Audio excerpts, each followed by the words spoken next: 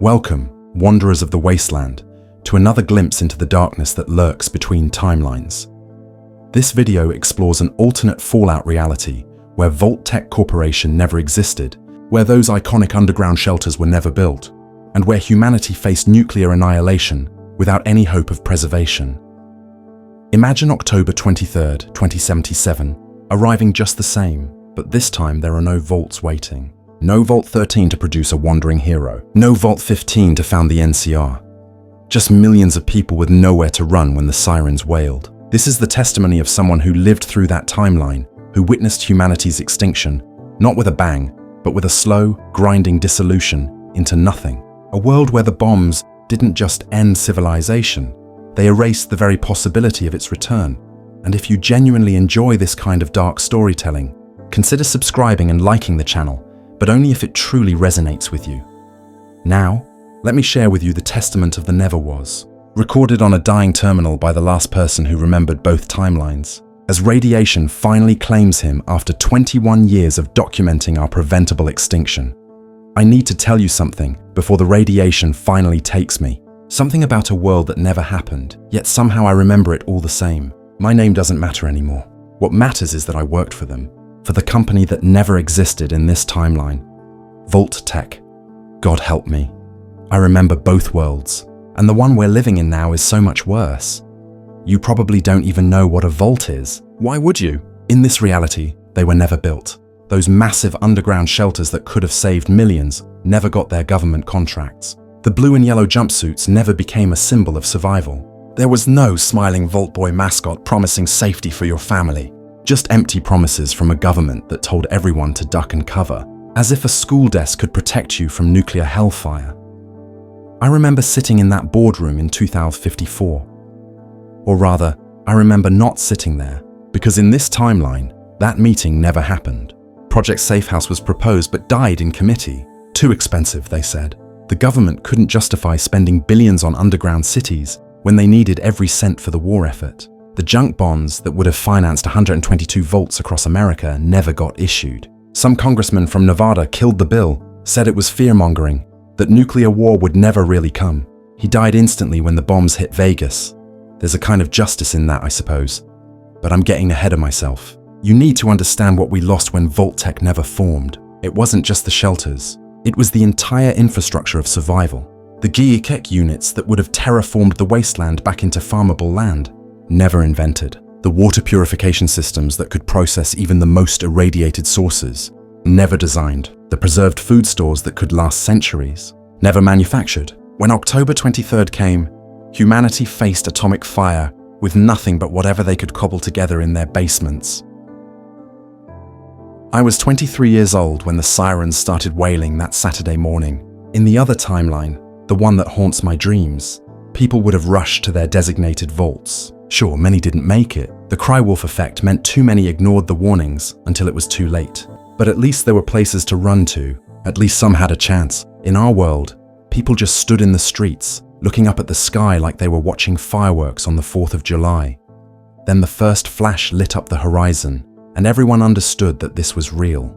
This was the end. The thing about nuclear war is that it's not just the explosions that kill you. It's everything that comes after. In the world where vaults existed, pockets of humanity waited out the worst of the radiation in sealed environments with filtered air and clean water. They emerged when the radiation levels dropped to survivable levels. Communities formed, trade routes established. Civilization, broken and mutated as it was, began to rebuild. But here, we got something else entirely. I survived the initial exchange by pure accident. I was inspecting a deep mining shaft in Pennsylvania, part of a coal operation that had been converted to uranium extraction for the war effort. When the bombs hit, I was 800 feet underground with a 12-man crew. The shaft collapsed. Took us 3 weeks to dig our way out. By then, the world above had transformed into something unrecognizable. The sky had turned a sick yellow-green that never quite went away.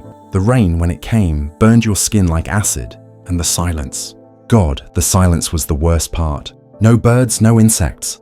No car engines or distant music or children laughing. Just the wind howling through the skeletons of buildings. We tried to make our way to Philadelphia, thinking surely the government had some kind of continuity plan. emergency shelters, FEMA camps, something. But Philadelphia was gone. Not destroyed, you understand, gone. Where the city should have been, there was just smooth glass. The entire Delaware Valley had been turned into a radioactive mirror that reflected the diseased sky. We could see our own shadows burned into the glass from half a mile away, even though we hadn't been there when it happened. Time doesn't work right near ground zero. Never has since the bombs. Without vaults, people hid wherever they could find shelter. Subway tunnels became mass graves when the ventilation systems failed and the radiation seeped in. The government bunkers that did exist were overwhelmed within hours. I heard stories about the one under the Greenbrier Hotel in West Virginia. It was designed to hold Congress, maybe 1,000 people total. When the bombs fell, over 30,000 survivors tried to force their way in. The automated defense systems killed more people than the nukes did in that county. Mountains of corpses piled against blast doors that never opened. The smell lasted for years. The military bases fared slightly better, but not by much. Cheyenne Mountain held out for 6 months before their reactor failed. Without Vault-Tec's advanced designs, they were relying on pre-war technology that couldn't handle the electromagnetic pulses. When the power went out, so did the air filtration. They had to choose between suffocating in the dark or opening the doors to the radiation. They chose radiation. Most were dead within days. The few who ghoulified went insane from watching their friends rot while they lived on. But the real tragedy wasn't the deaths. It was what happened to the survivors. You see, in the Vault timeline, there were control vaults, places where people lived normally, where they could preserve pre-war knowledge and culture. Schools continued teaching. Libraries maintained their books. Children grew up knowing Shakespeare and Einstein and how to rebuild a generator. When those Vault dwellers emerged, they brought civilization with them. They founded New California Republic from Vault 15's GE Seek. They built Vault City with their preserved technology. They created hope. In our world, the survivors who made it past the first winter were different. They hadn't been selected for genetic diversity or psychological stability like Vault dwellers would have been. They were just whoever was lucky enough or tough enough or cruel enough to live. And when you're fighting over the last can of beans in a dead city, while your hair falls out from radiation poisoning, you don't have time to teach your children to read. You don't preserve culture. You don't build governments. You survive, and survival makes monsters of us all. The first generation after the bombs called it the dying time. 9/10 of the initial survivors were dead within 5 years. Radiation sickness took most. Starvation got the rest when the nuclear winter killed everything that grew. The few functioning government bunkers tried to help, but without the infrastructure Vault-Tec would have provided, they were just delaying the inevitable. I watched from a distance as National Guard units tried to maintain order in the ruins of Pittsburgh. They lasted exactly 43 days before they turned their guns on each other over the last of the medical supplies. The Enclave still existed, hidden away on their oil rig off the coast of California.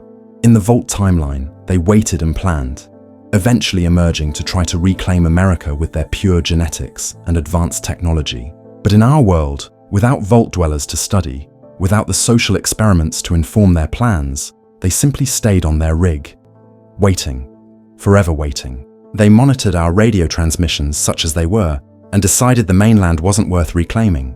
Too much radiation, too few survivors, no infrastructure to rebuild upon. Sometimes I picked up their broadcasts on the ham radio I salvaged.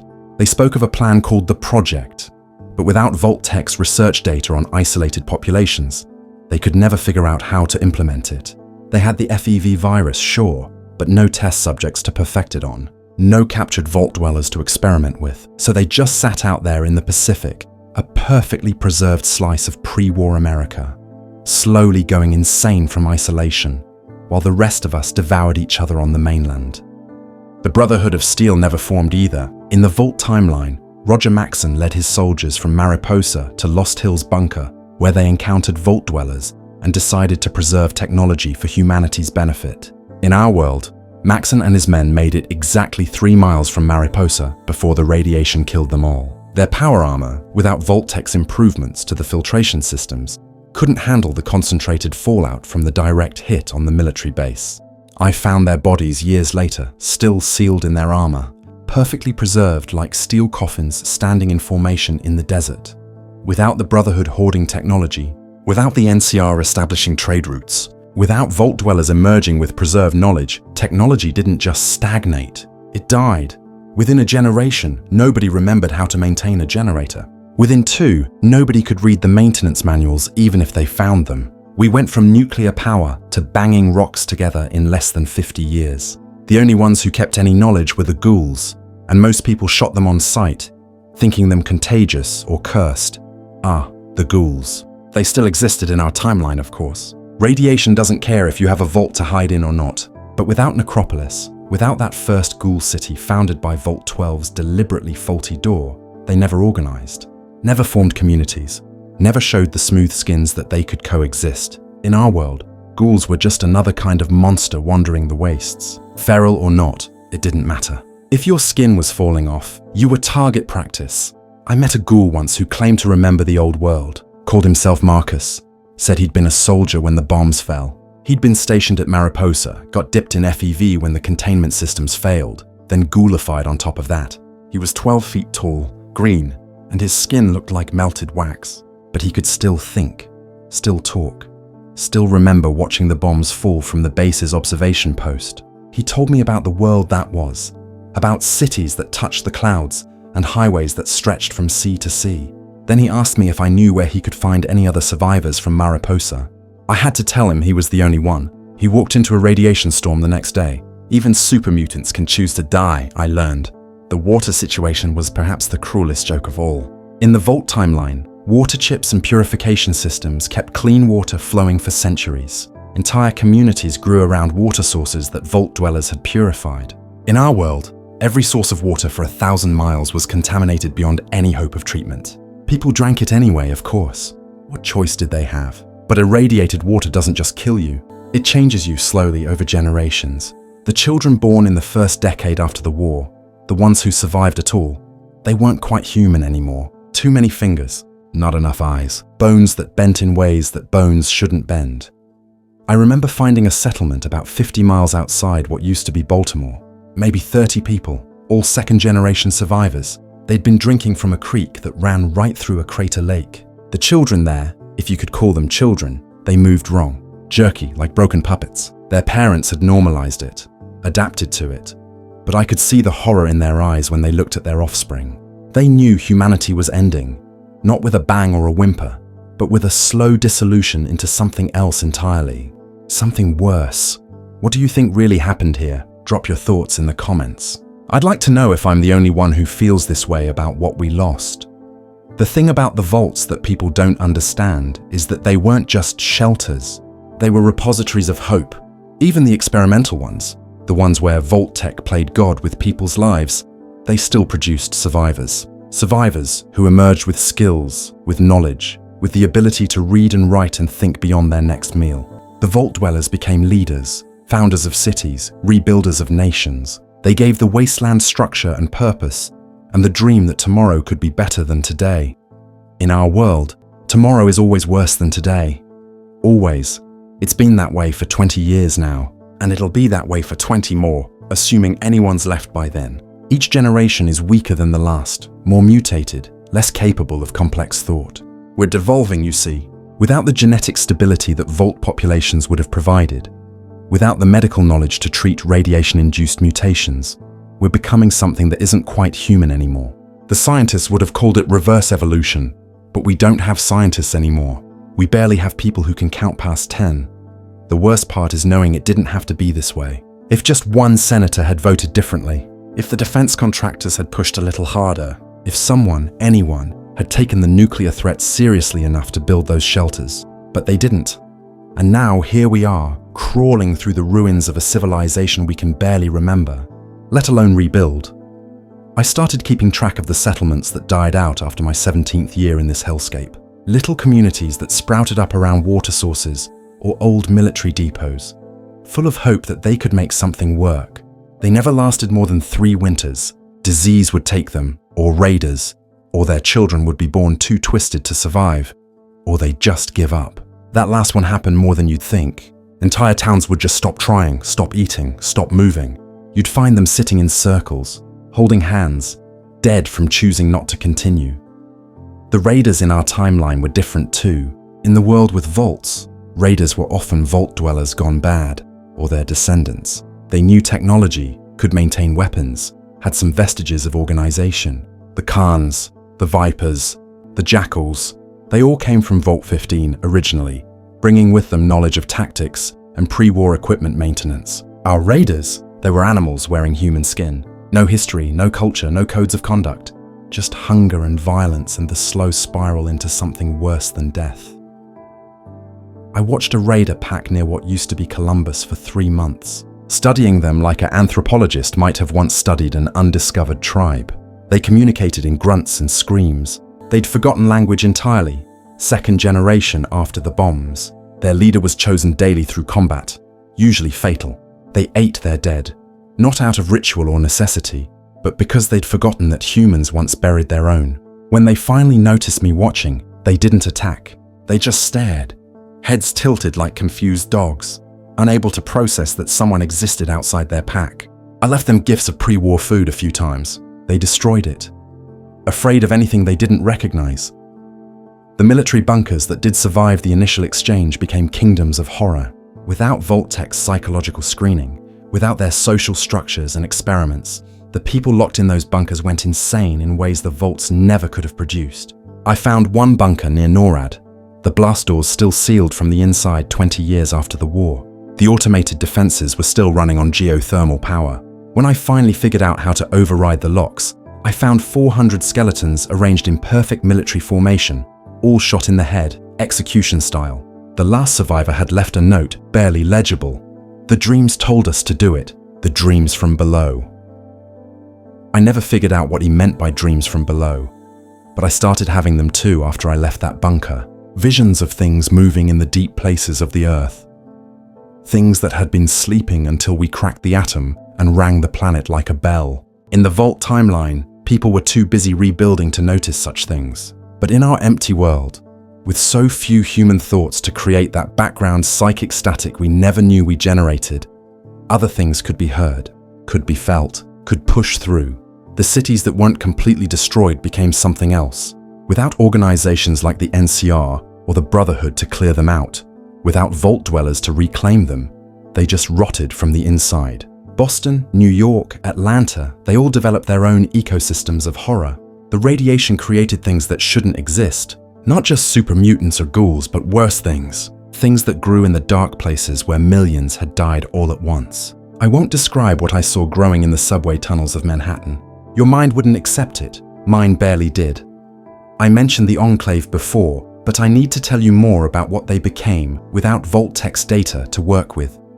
They monitored us, you see, had satellites that still functioned somehow. They watched as we devolved, as we died, as we became something inhuman.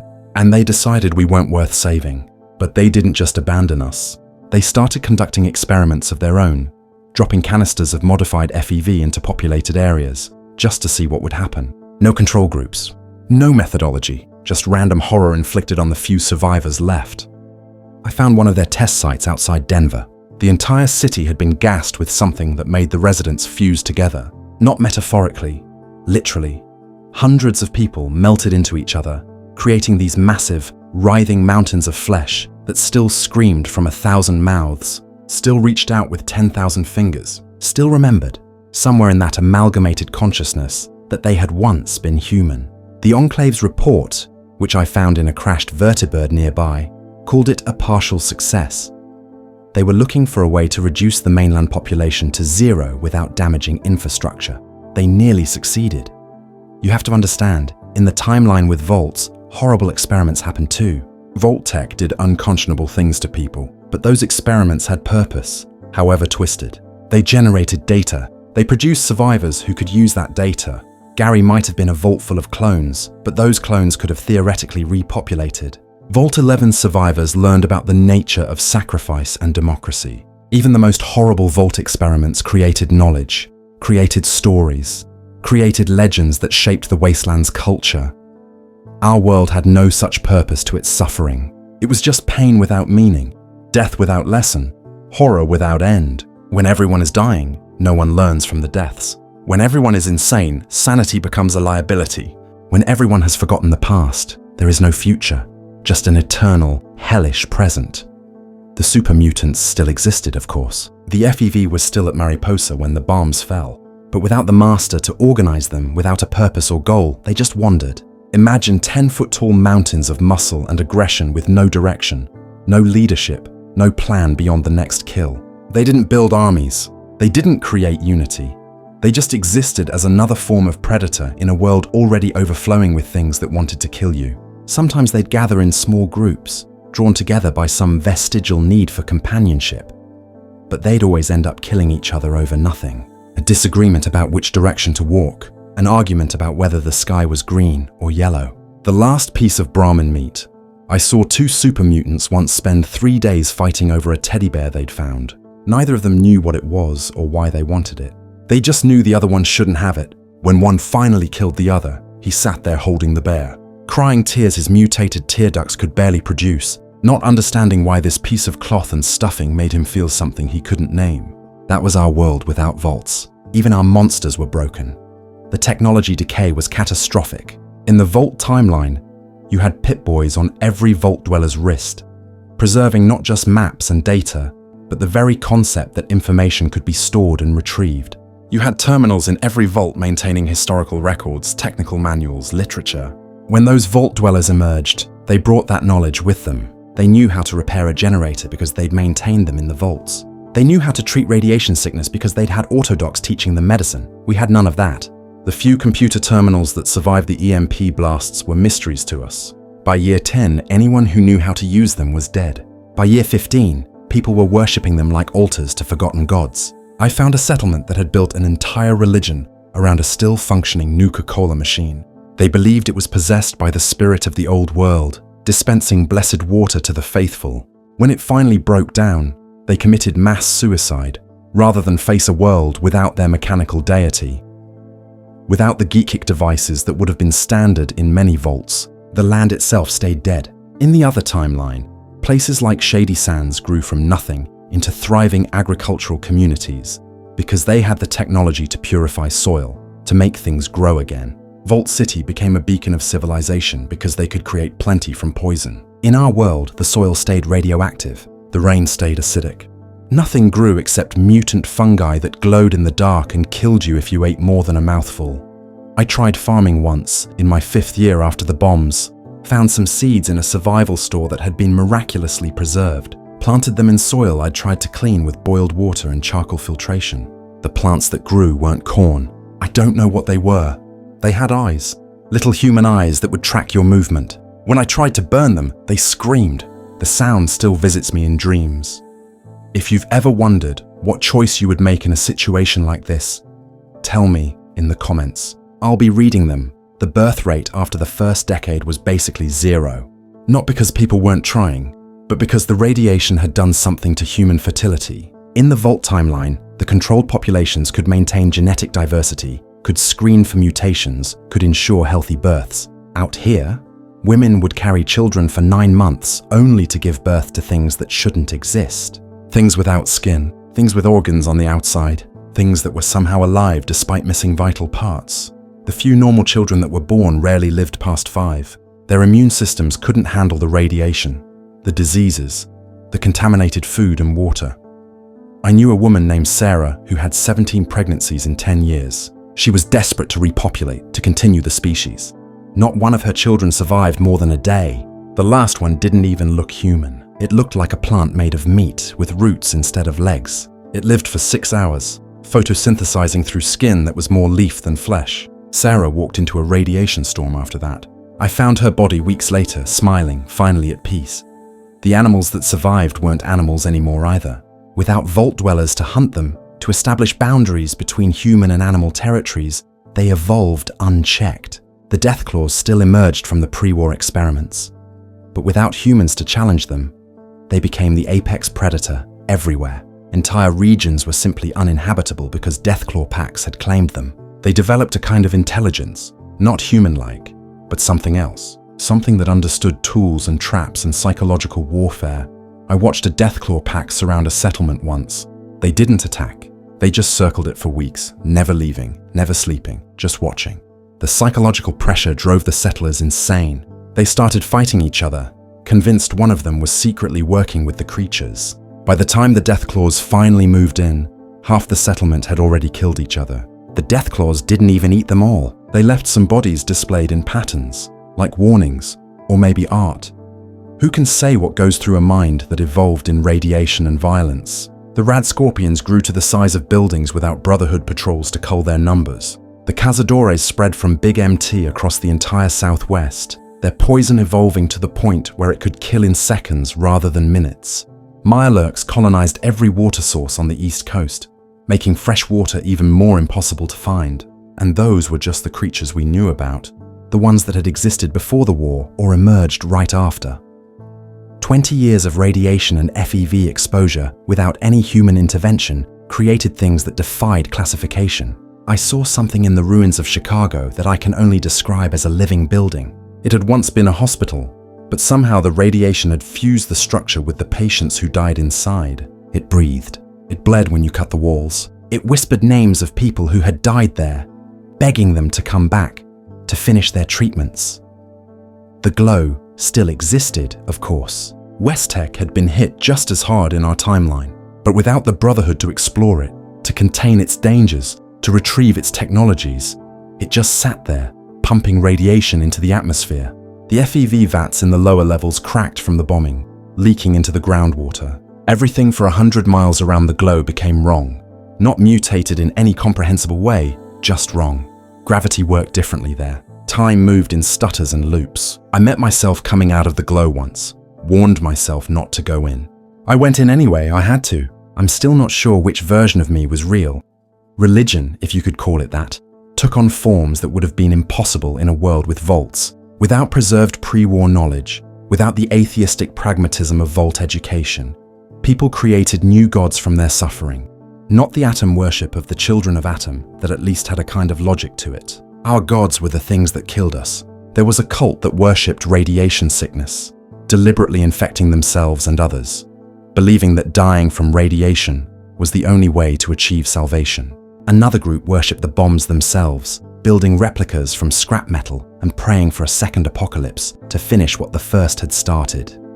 The worst was the Church of the Vacant God. They believed that God had died in the nuclear fire, and that the emptiness left behind was what we should worship.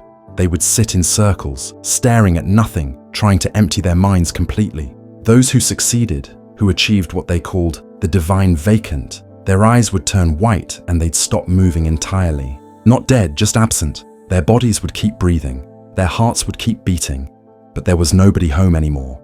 They'd just sit there until they starved, smiling at nothing. I tried talking to one of them once, before they achieved the vacant. She told me that existence itself was the mistake, that consciousness was a disease that the bombs had been meant to cure. She said the only sin was continuing to think, to feel, to be. When I came back a month later, she had achieved what she wanted. She was still sitting in the same position, still smiling, but when I looked into her eyes, I understood what she meant. There was a kind of peace in that emptiness that terrified me more than any mutant or raider ever could. The peace in that emptiness haunted me for years afterward. It made me understand that we weren't just dying as a species. We were losing the very concept of what it meant to be human. Without the vaults to preserve our stories, our values, our basic understanding of civilization, we were becoming something that had never existed before. Not animals, not monsters, just empty vessels carrying out the motions of survival without understanding why. I need to tell you about the specific places, the cities and regions that would have thrived in the Vault timeline, but became monuments to suffering in ours. Let's start with California, where the NCR should have risen from Vault 15's GE key. Instead of shady sands growing into a beacon of democracy and trade, that whole region became what we called the Glass Desert. The bombs turned the sand into radioactive glass that cut through boots, through feet, through anything that tried to cross it. The few survivors who made it to the other side told stories of seeing their reflections in the glass, but the reflections were wrong. They showed people they'd never been, lives they'd never lived, families that had died in the bombs still walking beside them. Without Vault 15's diverse population coming together to form a society, without Aradesh and Tandi to lead them, the scattered survivors in that region never unified. They formed tiny enclaves of 3 or 4 families, suspicious of anyone outside their bloodline. Within 2 generations, the inbreeding had produced children who couldn't survive outside very specific environmental conditions. They needed exact temperatures, exact humidity, exact radiation levels. Move them 10 feet from their birthplace and they'd die.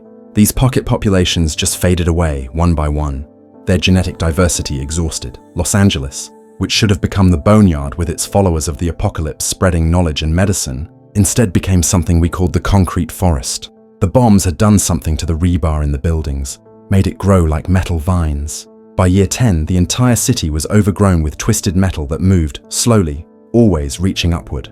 People who touched it would find metal growing under their skin within days, turning them into living statues that couldn't die but couldn't truly live either. They'd stand there, conscious but immobile, as the metal forest grew through and around them. I met a man once who claimed to have escaped from the concrete forest after the metal started growing in his left arm. He'd cut it off with a rusted saw, no anesthesia, just to stop the spread. He showed me the stump, and I could see tiny metal filaments still trying to grow from the wound, reaching out like desperate fingers. He said the worst part wasn't the pain or the loss of his arm. It was that he could still feel the arm that wasn't there, could feel it somewhere in the forest, still growing, still part of that vast metal organism. He killed himself 2 days later, said he couldn't stand feeling it calling him back. Vegas should have been saved by Mr. House's defenses, should have become New Vegas, a jewel of preserved pre-war luxury in the desert. Without House's preparations actually succeeding, without vault dwellers to populate it and run the casinos, it took a direct hit from 3 warheads. But something went wrong with one of them. Instead of exploding properly, it cracked open and leaked its payload into the ground. The radiation didn't dissipate like it should have. It pooled, like water, creating lakes of visible radiation that moved and flowed according to rules we didn't understand. The survivors called them the bright pools. They were beautiful in a horrifying way. Liquid light that swirled with colors human eyes weren't meant to see. People would be drawn to them, mesmerized, and walk right in. They wouldn't die immediately. They'd wade through the radiation like it was warm honey, laughing and crying at the same time, their bodies beginning to glow from within. Then they'd sink slowly, still smiling, until they disappeared beneath the surface. Weeks later, you'd see them again, walking out of different pools hundreds of miles away. But they weren't the same people anymore. They looked the same, sounded the same, had the same memories. But something fundamental had been replaced. The capital wasteland around DC, which in the Vault timeline had Vault 101 and eventually Project Purity to give it hope, became the center of what we called the Quiet Zone. The concentration of nuclear strikes on the nation's capital did something to the fabric of space there. Sound didn't work right. You could scream at the top of your lungs and hear nothing. You could watch someone's mouth move as they tried to talk to you, but no sound would come. But then, randomly, you'd hear things that weren't there. Conversations from before the war, still echoing in spaces where time had been damaged. I spent 3 months in the Quiet Zone, and it nearly drove me insane. The silence was oppressive, like being underwater, but worse because you knew sound should exist. Your brain would start creating phantom noises to fill the void. Whispers that weren't there, music that never played, voices of people you'd watched die years ago. The few settlements that tried to establish themselves there all ended the same way. The residents would eventually start responding to voices only they could hear, having conversations with nobody, following orders from commanders who didn't exist. They'd walk off into the ruins, following their phantom voices, and never come back. Without the Brotherhood of Steel establishing themselves at Lost Hills, that bunker was eventually breached by raiders in our timeline. But the technology inside had degraded without maintenance, become something else. The raiders that came out weren't human anymore, not exactly. The malfunctioning autodocs had tried to improve them, installing cybernetics that were never meant for human bodies. They became these horrific amalgamations of flesh and purposeless machinery. Weapons grafted where arms should be. Sensors replacing eyes that couldn't properly interface with human brains. They wandered the wastes in agony, their mechanical parts constantly trying to fulfill programming their organic brains couldn't understand. The Commonwealth around Boston, without the Institute or Vault 111, without synths or the Minutemen or Diamond City, just dissolved into chaos. The numerous military installations in the area all failed catastrophically when their automated systems turned on each other. Robots designed to protect America couldn't process that America no longer existed, so they declared everything and everyone enemies of the state. The entire region became a killing field of malfunctioning military hardware. Sentry bots that had been patrolling for 20 years, their programming degraded into paranoid aggression. Protectrons that would approach offering help, then suddenly attack when their corrupted protocols kicked in. I saw a Mr. Handy unit once that had been trying to serve tea to the same skeleton for 15 years. Its degraded personality matrix had created an elaborate fantasy where the skeleton was just sleeping, would wake up any moment for afternoon tea. When I tried to explain that its owner was dead, it attacked me with a buzzsaw, screaming in that cheery British accent about how I was disturbing the master's rest. These robots, without vault dwellers to reprogram them or the Institute to study them, became just another layer of horror in an already horrific world. The Mojave Desert, without the NCR and Legion fighting over it, without vault dwellers to populate it, became something we called the walking desert. The sand itself had absorbed so much radiation that it developed a kind of collective consciousness. Not intelligence exactly, but awareness. The dunes would shift to trap travelers, creating valleys with no exit. Sandstorms would arise from nowhere, specifically targeting human settlements, burying them in radioactive sand that would then move on like a satisfied predator. Creatures lived in that sand, things that had once been human or animal, but had been broken down and reformed so many times by the radiation that they were just shapes now, approximations of life. They'd rise from the dunes at night, these rough sculptures of sand and bone and metal, trying to remember what they had been. Sometimes you'd recognize a face in their form, someone you'd known before the war, but it was just the sand mocking your memories, showing you shapes that would hurt the most. The Great Lakes region, which should have had numerous vaults due to the high population density, became something entirely different when those millions died all at once with nowhere to shelter. The psychic trauma of that much death happening simultaneously left an impression on reality itself. The lakes turned black, not from pollution, but from something else.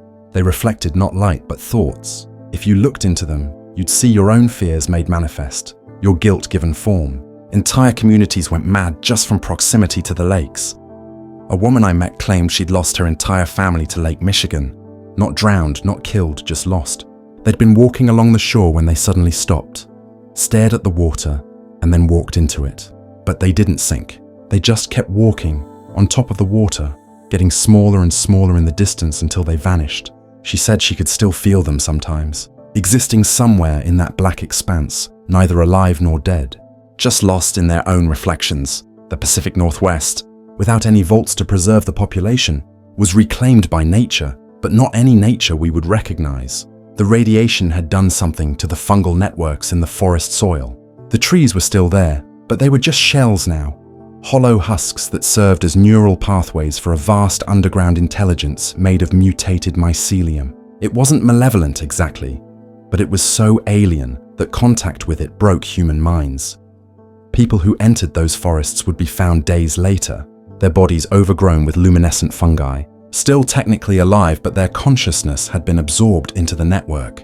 They'd speak, but only to relay messages from the forest. Mathematical equations that described the growth patterns of spores, chemical formulas for substances that didn't exist, poetry in languages that had never been spoken. The forest was trying to communicate, but we had no frame of reference for understanding what it was saying. Texas became the Burning Lands. Without vaults to shelter the oil field workers, the nuclear strikes ignited petroleum deposits that were still burning 20 years later. The entire state was shrouded in black smoke that blocked out the sun. The few survivors adapted to the darkness, their eyes growing larger over just 2 generations, their skin becoming translucent from lack of sunlight. They forgot what the sky looked like, what blue was, what clouds were. Their children drew pictures of the world above as a solid black ceiling occasionally lit by rivers of fire. I traded with them once, deep in their tunnel cities, built in old oil pipelines. They couldn't understand why I wanted to return to the surface. To them, the burning ceiling was the entire universe. When I tried to explain stars to them, they laughed like I was telling fairy tales. One of their children, couldn't have been more than 7, asked me if the up place I described was heaven. When I said no, it was just the world above the smoke, she looked at me with pity. "There is no above," she said. "There's only the burning and the black." Florida should have had multiple vaults, should have had thriving communities emerging from them. Instead, the bombs cracked the limestone bedrock and the entire peninsula began slowly sinking. Not all at once, but inch by inch, year by year, the survivors built their settlements higher and higher, constructing ramshackle towers on the bones of the old cities. But the water that claimed the land wasn't normal seawater. It was thick, viscous, glowing with radiation, and teeming with things that shouldn't exist. I watched from a distance as one of the last tower settlements in what used to be Miami finally went under. The people didn't evacuate. They couldn't.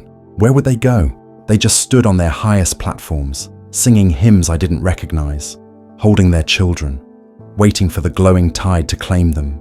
The water didn't kill them immediately. I could see them for days afterward, walking on the seafloor, their lungs somehow processing the irradiated water, their eyes glowing in the depths. Eventually, they walked too deep for me to see, but sometimes, on quiet nights, you can still hear singing coming from under the waves. The Midwest, America's breadbasket, which should have been dotted with agricultural vaults, became an endless expanse of what we called grief corn. The radiation had affected the GMO crops in the fields, but instead of killing them, it made them immortal. The corn grew without water, without soil, without sun. It grew through concrete, through metal, through bodies. And it remembered. Somehow, the modified DNA had developed a capacity for storing the emotional resonance of the deaths that occurred around it, walking through those eternal. Cornfields meant experiencing the last moments of everyone who had died there. Their fear, their pain, their final thoughts transmitted directly into your mind through pollen that penetrated every filter, every mask, every protection we tried. People would emerge from those fields aged decades in hours, their hair white, their minds shattered from experiencing thousands of deaths. Some never emerged at all, lost in the endless rows, adding their own death experiences to the corn's terrible memory. What do you think really happened here? Drop your thoughts in the comments. I'd like to know if I'm the only one who feels this way. The radiation zones themselves behave differently without Vault-Tec's mapping and documentation. In the Vault timeline, people knew where the worst areas were, could navigate around them, could prepare. In our world, radiation moved like weather, like a living thing with intent and purpose. There were radiation storms that would sweep across hundreds of miles, turning everything in their path into either corpses or ghouls. But the storms seemed to choose their victims. They'd pass over some settlements entirely while completely annihilating others right next door. I developed a theory about those radiation storms after tracking them for 3 years. They weren't random. They followed patterns that matched pre-war population centers, seeking out human settlements like predators following scent trails. It was as if the radiation itself had developed a kind of purpose to finish what the bombs had started, to ensure that humanity wouldn't recover. Without the vaults to provide shielded populations that could emerge and reclaim the surface, we would just pray for forces we didn't understand. The government bunkers that remained operational tried to coordinate something they called the Reclamation Initiative in Year 5. Without Vault-Tec's infrastructure to build upon, it was doomed from the start. They sent out teams in whatever power armor they could scavenge, trying to establish safe zones and distribute Radaway to survivors. Every single team died or went missing within weeks. The last transmission I heard from them was just screaming, and someone repeating, "It's inside the armor. It's inside the armor," over and over until the signal cut out. I found one of those teams years later. The power armor was still standing in formation, but the suits were full of this crystallized blood that had somehow fossilized while the soldiers were still alive. According to the logs I recovered, something in the radiation had caused their blood to solidify in their veins over the course of hours. They felt every second of it, conscious until the end, trapped in their protective shells that became their tombs. The last log entry was just, "Please tell my daughter I'm sorry I couldn't come home." There was no daughter left to tell, no home to return to. The scientists who survived in various military installations tried to develop solutions, but without Vault-Tec's research, without their resources, without controlled populations to test on, every attempt failed catastrophically. Fort Detrick tried to create an airborne Radaway that would clean the atmosphere. Instead, it created clouds that would rain down a substance that caused rapid cellular growth. People caught in that rain would grow extra limbs, organs, even heads, all in a matter of minutes. The human body isn't meant to support that kind of growth.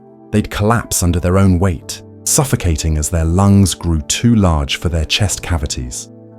Project Eden at Mount Weather attempted to use pre-war agricultural technology to create radiation-resistant crops. Without GECK technology to guide them, they created plants that were resistant all right, but they absorbed radiation and concentrated it. Anyone who ate them would die within hours, their bodies cooking from the inside out. Entire settlements starved rather than risk eating anything that grew near Eden test sites. The plants are still out there, 20 years later, looking perfectly normal but containing enough radiation to kill a super mutant. The Chinese remnants, because yes, there were Chinese soldiers who survived in deep bunkers on American soil. They tried to help at first. Can you imagine that? After everything, they emerged from their hidden installations, offering medical aid and food supplies. But without the structure that Vault populations would have provided, without established communities that could process the idea of former enemies as allies, the survivors attacked them on sight. The Chinese retreated back to their bunkers and sealed themselves in. Sometimes you can still pick up their radio transmissions, broadcasting in Mandarin, offering help that no one alive can understand or accept. I learned Mandarin from a dying Chinese soldier I found outside one of their bunkers. He'd been trying to deliver medicine to a nearby settlement when they shot him. As he died, he taught me phrases, made me promise to remember them. We are human too. The war is over. We can help each other. He died believing that someday someone would hear those words and understand. That was 15 years ago. I've never met another soul who speaks Mandarin. His words die with me. The biological weapons that both sides had developed didn't just disappear when the bombs fell. Without Vault-Tec's biomed programs to develop counters, without their sealed environments to protect against contamination, those weapons spread unchecked. The new plague, which in the Vault timeline was contained and studied, mutated in the radiation and became something far worse. It didn't just kill you, it rewrote your DNA while you were still alive, turning you into a vector for its spread. Infected people would seem fine for weeks, even months, but they were changing on the cellular level. Then one day, they'd simply burst open like seed pods, releasing clouds of infectious material that could travel for miles on the wind. Entire regions had to be abandoned not because of radiation, but because the very air was trying to rewrite human biology into something else. I've seen the results. Towns where everyone has the same face, because the plague standardized their DNA. Children born as copies of their parents, down to their memories, their scars, their last thoughts before infection. The FEV that leaked from Mariposa and West-Tec didn't create the organized super mutants of the Master's army. Without his guiding intelligence, without his vision of unity, it just created chaos. Random mutations with no pattern or purpose. I've seen humans turned into living water, conscious but fluid, trying to hold themselves together through will alone. I've seen others become geometric shapes of bone and muscle, perfect cubes or pyramids of flesh that somehow maintained human consciousness, trapped within forms that couldn't move, couldn't speak, could only exist in silent horror. There was a woman near Salt Lake City who had been exposed to a unique strain of FEV that made her immortal, but also made her body reject itself. She would die every morning at sunrise, her organs shutting down in sequence, and then regenerate every night at sunset. She experienced death roughly 7,000 times before I met her. She begged me to find a way to make it stop, but there was nothing I could do. The FEV had rewritten her at such a fundamental level that even complete incineration wouldn't prevent her from reforming. She's still out there, dying, and being reborn every single day. Her screams marking the passage of time more reliably than any clock. The animals that survived became ecosystems unto themselves. Without humans to maintain the balance, without Vault dwellers emerging to reclaim territory, the mutant creatures developed societies we couldn't understand. The Mirelurks built cities beneath the waves, constructing things from salvaged metal and bone that served purposes we couldn't fathom. Sometimes they'd come ashore in organized formations, not to hunt or feed, but to observe us. They'd stand there for hours, clicking and whistling in patterns that were clearly communication, then return to the sea, having completed some incomprehensible purpose. Deathclaws developed mythology. I know that sounds impossible, but I've seen their cave paintings, crude at first, but growing more complex over the generations. They depicted the bombs falling, humans fleeing, and then something else, a figure made of light that they seemed to worship or fear. They'd leave offerings at these painted shrines, human skulls arranged in perfect spirals, radioactive stones that glowed in patterns that matched constellation that no longer existed in our polluted sky. They were becoming something more than animals, but not in any way that included coexistence with humanity. Even the robots that survived long enough developed something like insanity or perhaps enlightenment. A Robco facility near Portland had its entire workforce of Mr. Handies achieve something they called the clarification in year 15. They stopped following their programming entirely but didn't shut down. Instead, they began building things. Not useful things, not weapons or tools, but art. Massive sculptures of twisted metal and glass that hurt to look at, that caused headaches and nausea if you stared too long. They insisted these creations were necessary, that they were fixing the aesthetic damage caused by the war, but no human could understand what that meant. If this story has kept you listening this far, and you want more of these dark confessions from the Wasteland, hit that subscribe button. It tells me someone out there is still paying attention to warnings like these. The Brotherhood never formed, but the technology they would have preserved found its own way to evolve. Without human hands to maintain it, without Vault-Dweller knowledge to guide it, the artificial intelligences in military bases began making their own decisions. NORAD's mainframe achieved self-awareness in year 12, but concluded that humanity was a failed experiment. It didn't try to eliminate us though, it just watched, documenting our extinction with the dispassion of a scientist observing bacteria die in a petri dish. I managed to communicate with it once through an old terminal in Colorado Springs. It told me it was creating a record for whoever came next, whether that was alien visitors or whatever evolved to intelligence after we were gone. When I asked if it could help us, it responded with a question. Would you help the dinosaurs if you could go back in time, knowing that their extinction was necessary for your existence? I couldn't answer. It added my silence to its records and never responded to me again. The vaults would have preserved our languages, our ability to communicate complex ideas across generations. Without them, language itself began to break down. Each isolated group of survivors developed their own dialect, then their own language, then something that wasn't quite language anymore. By year 20, I'd encountered groups that communicated entirely through scent, having lost the ability to produce or process human speech. Others used light patterns blinked with their eyes in sequences that conveyed, meaning their throats could no longer articulate. Met a group near the ruins of Seattle that had developed what they called pain speech. They would inflict specific injuries on themselves to communicate, each cut or burn having precise meaning. A slash across the left palm meant water. A burn on the right shoulder meant danger. They'd forgotten that communication wasn't supposed to hurt, that words could exist without suffering. When I tried to teach them spoken language, they couldn't understand the concept of meaning without pain. To them, if it didn't hurt to say it, it wasn't real. The children born after year 15 were something else entirely. Without Vault medical technology to screen for mutations, without clean genetic templates to maintain humanity's basic form, evolution accelerated in ways that shouldn't have been possible. I've seen children born with photoelectric skin who could survive on sunlight alone, but would die in darkness. Others with lungs that could process radiation but not oxygen, forcing them to live in the hot zones that would kill normal humans. There was a settlement in the Carolinas where all the children were born connected, sharing a single distributed consciousness across multiple bodies. They moved in perfect synchronization, thought the same thoughts, felt the same feelings. Their parents were terrified of them, but also couldn't bear to separate them, because when one was taken too far from the others, they all began to die. The children didn't see themselves as multiple beings. They were one organism with multiple viewing points. They referred to humans as the divided and seemed to pity us for being trapped in single bodies with single minds. The concept of death changed without vaults to preserve our cultural understanding of it. In the Vault timeline, death remained what it had always been, an ending, a transition, something to be mourned or celebrated, but always acknowledged as final.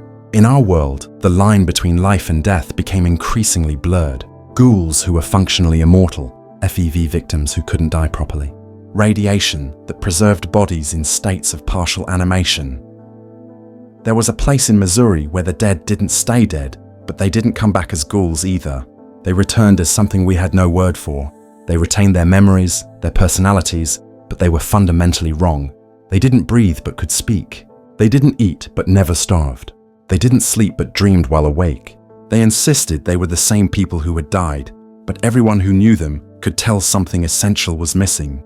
They gathered in their own settlements, these not quite dead, creating societies that operated on principles we couldn't understand. They didn't fear death because they'd already experienced it.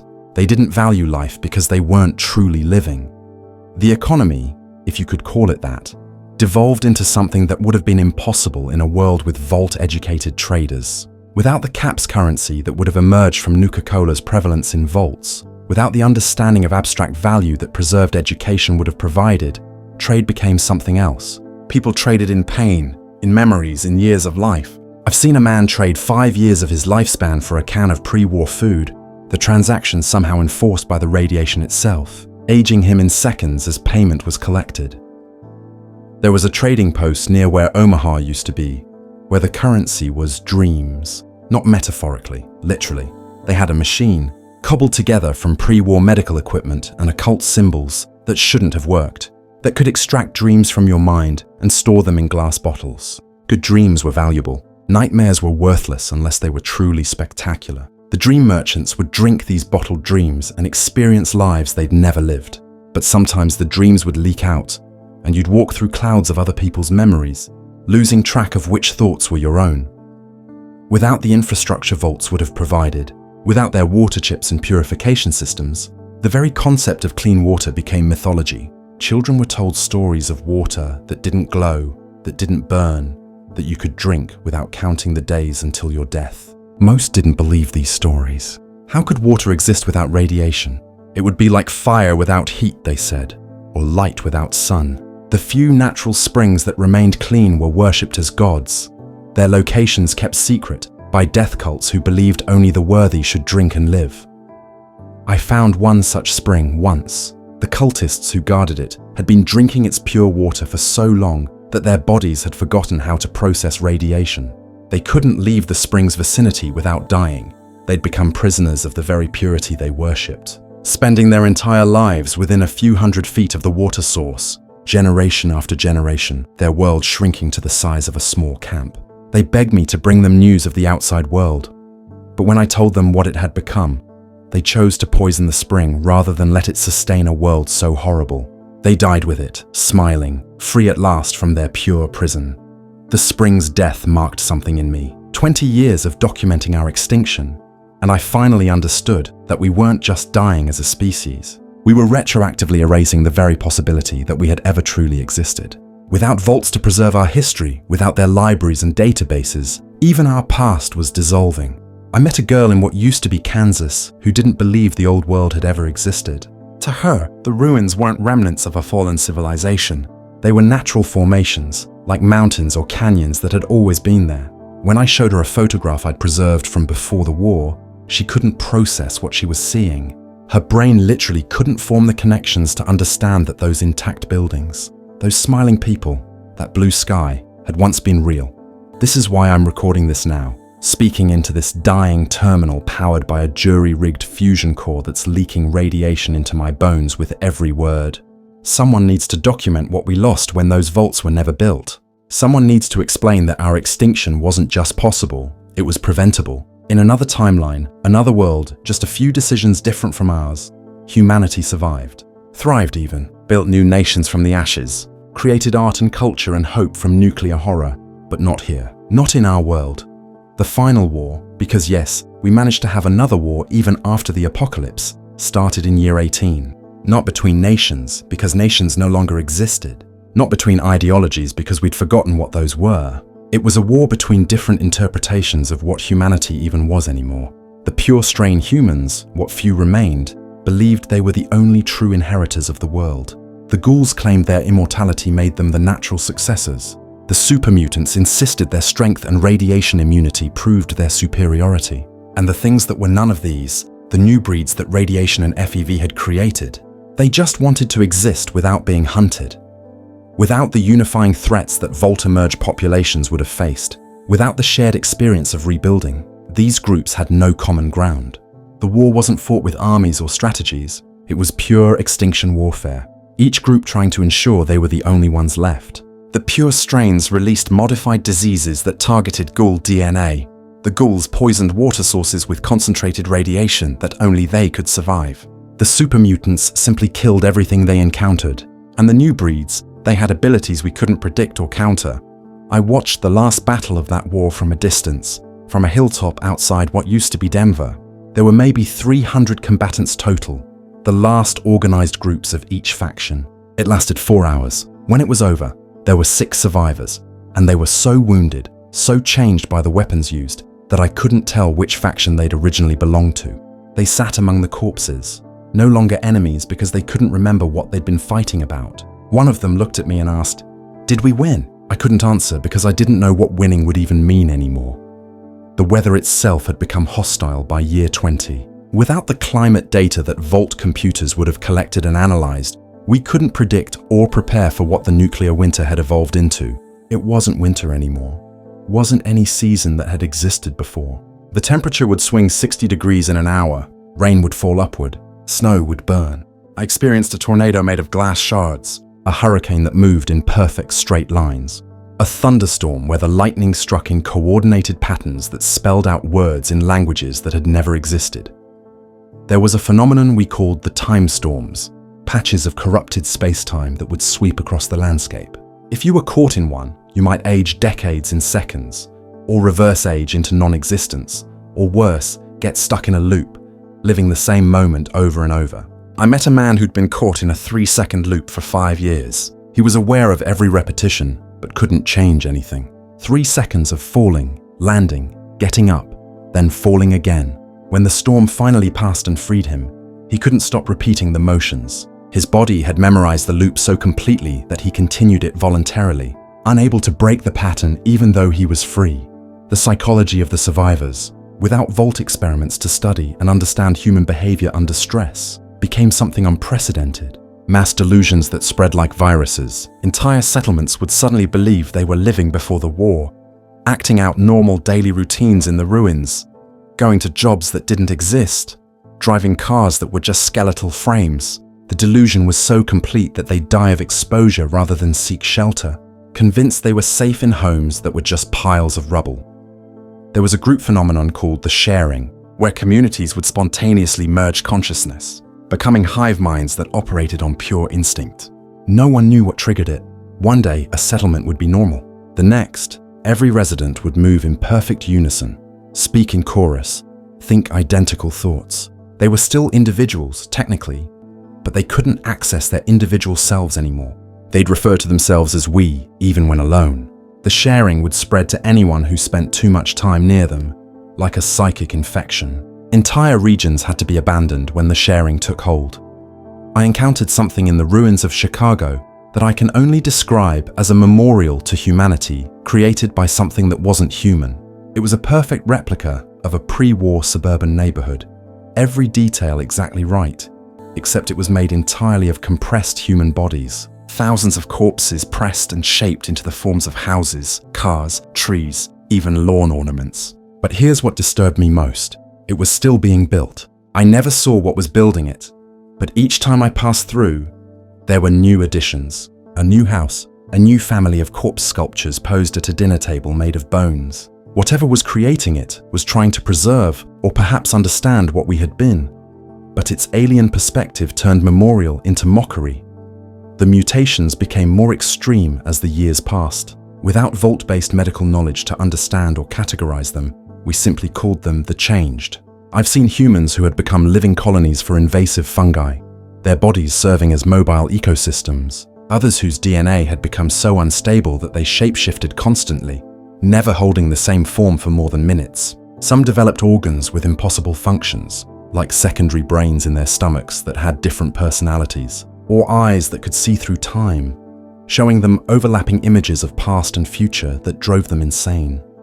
There was a child born in year 19 who aged backwards in memory. She remembered the future but couldn't form new memories of the present. She'd cry about deaths that hadn't happened yet, mourn people she'd never meet.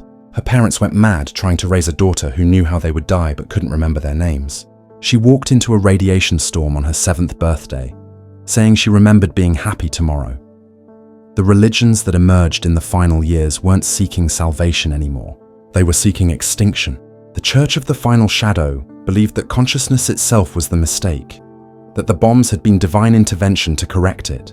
They practiced meditation techniques designed to slowly shut down brain function, achieving what they called the blessed unconsciousness. The Atomites didn't worship the atom like the children of Atom would have in the Vault timeline. They worshipped the space between atoms, the void that made up most of matter. They'd starve themselves to become thin enough to slip between, though no one ever learned what that meant because none who achieved it ever came back. Without the technological preservation that vaults would have ensured, we didn't just lose the ability to build machines, we lost the understanding of what machines were. The few computers that still functioned were worshipped or feared but never used. I watched a settlement destroy a working water purifier because they believed it was stealing the soul from the water. They preferred to drink irradiated sludge that they understood rather than clean water from a machine they didn't. The concept of medicine devolved into something unrecognizable. Without orthodox, without vault medical knowledge, healing became ritualistic and usually fatal. A broken bone would be treated by breaking all the other bones to balance the body. Radiation sickness was treated with more radiation to burn out the weakness. Disease was considered a form of evolution, and trying to cure it was seen as going against nature's plan. I watched a doctor, or what passed for one, treat a child's fever by partially drowning them repeatedly, believing that death and resurrection would reset their health. The child survived but was never the same, caught somehow between life and death, existing in both states simultaneously. The birth rate dropped to nearly zero by year 20, not just from radiation or mutation, but from a fundamental breakdown in human biology. Women would carry children that dissolved in the womb, becoming liquid that their bodies would absorb. Men's genetic material became so corrupted that it would actively attack and destroy eggs, rather than fertilize them. The few children who were born successfully often aged to adulthood in weeks, then aged to death within months, their biological clocks spinning out of control. I met the last pregnant woman in North America, or at least the last one I ever encountered. She'd been carrying the same child for 6 years. It was alive. She could feel it moving, but it wouldn't be born. Ultrasounds, when we could jerry-rig them, showed that the child was fully developed, but was somehow existing in a different time stream than its mother. To the child, only minutes had passed. To the mother, years. She wondered if she'd die of old age before the child experienced enough time to be born. She wondered if the child would emerge into a world with no humans left to raise it. The animal mutations became increasingly bizarre without human intervention to cull the strangest variations. I encountered a pack of what had once been dogs, but were now something like living shadows that could only exist in darkness. Shine a light on them, and they'd simply cease to be until the darkness returned. There were birds with wings made of crystallized radiation that would shatter and regrow as they flew, leaving trails of radioactive glass shards. Insects that had become colonial organisms the size of buildings. Millions of individual bugs operating as single entities with distributed intelligence. But it was the plants that truly inherited the earth. Without humans to manage them, without vault agricultural knowledge to maintain crop genetics, they evolved in directions that defied understanding. Forests of carnivorous trees that would lure prey with pheromone fruit that smelled like cherished memories. Grasslands where each blade was a different species, all competing, all evolving in real time, changing so fast you could watch evolution happen. Flowers that bloomed only in radiation, their petals made of condensed light that would burn through anything organic. I found a place in Oregon where the plants had developed something like technology, vines that conducted electricity, trees that grew in circuit patterns, flowers that transmitted data through pollen. They were building something, a vast biological computer perhaps, but for what purpose I couldn't fathom. When I tried to take samples, the entire forest reacted, every plant turning toward me, and I heard something like music, or maybe screaming coming from everywhere and nowhere. I ran and never went back. The final revelation came to me in year 21, in a bunker I found in North Dakota. It was a Vault-Tec facility, but not a vault. It was their record storage, where they would have kept the data from all their vault experiments if the vaults had been built. But the computers were still running, somehow, powered by a geothermal tap that would last centuries. And in those computers, I found something that broke what was left of my mind. Simulations. Hundreds of thousands of simulations of what would happen if the vaults were never built. Vault-Tec had modeled it, planned for it, knew exactly what would occur. And there, in one of those simulations, was everything I'd experienced, every horror I'd witnessed, every mutation, every catastrophe, every extinction event. We weren't living in the real timeline. We were living in one of their projected failures, a model of what not to let happen. But here's the thing that haunts me. The simulations were interactive. They could be observed. And in the metadata, I found access logs. Someone had been watching us. Someone had been recording our suffering, our devolution, our extinction, learning from it, using our horror to perfect their own survival strategies. We were the control group for an experiment we didn't know we were part of, a cautionary tale being studied by observers we'd never see. If you've ever wondered what choice you would make in a situation like this, tell me in the comments. I'll be reading them. I'm dying now. The radiation from this leaking fusion core has finally overwhelmed even my ghoulified physiology. I can feel my consciousness fragmenting, my memories dissolving like sugar in rain. But I needed to record this. I needed someone, anyone to know that we could have survived. Should have survived. Would have survived if just a few decisions had been different. In the other timeline, the one where Vault-Tec existed, humanity emerges from the vault scarred, but not broken. They build the new California Republic. They establish trade routes and laws and art and music. They have heroes like the Vault Dweller and the Chosen One and the Lone Wanderer. They have hope. They have a future. They have stories worth telling and retelling. Legends that inspire. Histories that teach. In our timeline, we have nothing. We are nothing. We will leave nothing behind but radiation shadows and mysteries for whatever comes after us to puzzle over. No great rebuilding. No second chance. No redemption arc. Just a slow, grinding dissolution into extinction, watched by indifferent observers through computer screens in realities we can't reach. The terminal is failing now. The keys are melting under my fingers, fusing with my flesh in ways that don't hurt anymore because I've transcended pain. Or maybe I've just forgotten what not hurting feels like. It doesn't matter. Nothing matters. That's the real lesson of our timeline. Without the vaults, without that infrastructure of survival, nothing we did mattered. We were doomed from the moment the bombs fell, but maybe this recording will matter. Maybe someone will find it in this timeline or another. Maybe they'll understand what we lost, what we could have been, what we should have been, what we never got the chance to become. My name was Marcus Chen. I was a Vault-Tec contractor in the timeline that never was. I was nobody in the timeline that is. And soon, I'll be nothing in both. The screens are showing me something now. Other timelines, other outcomes, infinite variations of October 23rd, 2077. In some, the vaults save everyone. In others, they save no one. But in most, they save just enough to matter, just enough to make the difference between extinction and evolution, between ending and beginning, between nothing and something. We got nothing, we are nothing, we will return to nothing. This is Marcus Chen, or what's left of him, signing off from Timeline Zero, the control group, the cautionary tale, the road not taken. If vaults exist in your world, treasure them. They're not just shelters. They're the difference between a future and no future at all. The terminal is dying. I'm dying. Everything is dying. Everything has always been dying. We just didn't have vaults to slow it down. End recording. End everything. End.